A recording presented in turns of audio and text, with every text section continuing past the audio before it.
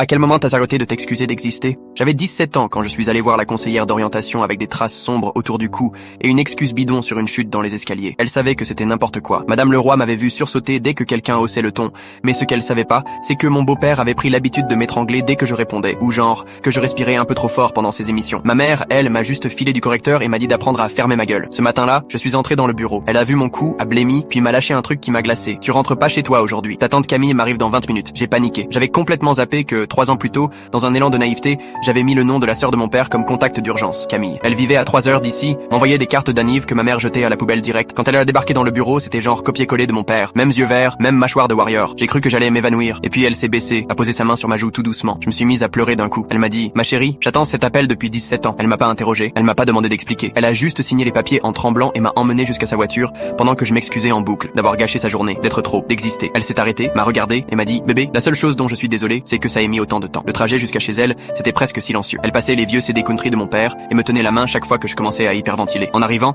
elle m'a regardé et m'a dit, voilà le deal, tu me dois pas de merci, tu me dois pas d'explication, tu me dois juste d'être là pour le dîner et de me dire si tu sors. Le reste, on gère ensemble. Sa maison sentait la vanille et les souvenirs. Elle m'a montré une chambre avec le vieux maillot de foot de mon père accroché au mur. J'ai gardé cette pièce prête depuis le jour de ta naissance. Il m'avait fait promettre. Elle a ouvert le placard. Il était rempli de fringues à ma taille, toutes neuves, avec les étiquettes encore. Je t'ai acheté un truc à chaque Noël et chaque anniversaire, juste au cas où. J'ai fondu en larmes, mais pas les larmes de panique habituelles. C'était un truc plus profond, comme si mon âme, elle avait enfin pu respirer. Les 2 premières semaines, c'était dur. J'attendais que ça pète. Je la testais. J'ai cassé sa tasse préférée et je me suis excusé comme une folle. Elle m'a assise et m'a dit, ma puce, j'ai 17 ans de câlins à rattraper. Tu crois qu'une tasse va me faire fuir? Une fois, je suis rentré en retard exprès. Elle était sur le perron avec 2 chocolats chauds. Ta balade était bien? La prochaine fois, envoie juste un texto que je m'inquiète pas. Un jour, j'ai osé lui demander pourquoi elle avait jamais essayé de me contacter. Elle a mis un moment avant de répondre. Puis elle a sorti une boîte de sous son lit. Dedans, il y avait des cartes d'anniversaire, des cadeaux, des lettres, tous renvoyés, tous marqués refusés avec l'écriture de ma mère. Au fond, il y avait un gros dossier de papier juridique. J'ai essayé d'avoir ta garde quand ton père est mort. Elle m'a dit, ta mère s'est battue contre moi pendant 2 ans. Ça m'a coûté toutes mes économies. J'ai failli péter un câble, mais j'ai jamais arrêté de croire, jamais arrêté d'acheter tes cadeaux. Ce soir-là, je lui ai écrit une lettre. Je l'ai glissée sous sa porte. Merci d'avoir combattu pour moi, même quand moi je savais pas que je valais la peine. Toute ma vie, je me suis excusé d'exister, de déranger, d'avoir besoin. Toi, tu m'as montré que j'étais pas trop, juste entouré des mauvaises personnes. Tu m'as rendu l'amour de mon père. Et pour la première fois de ma vie, je suis pas désolé d'être là.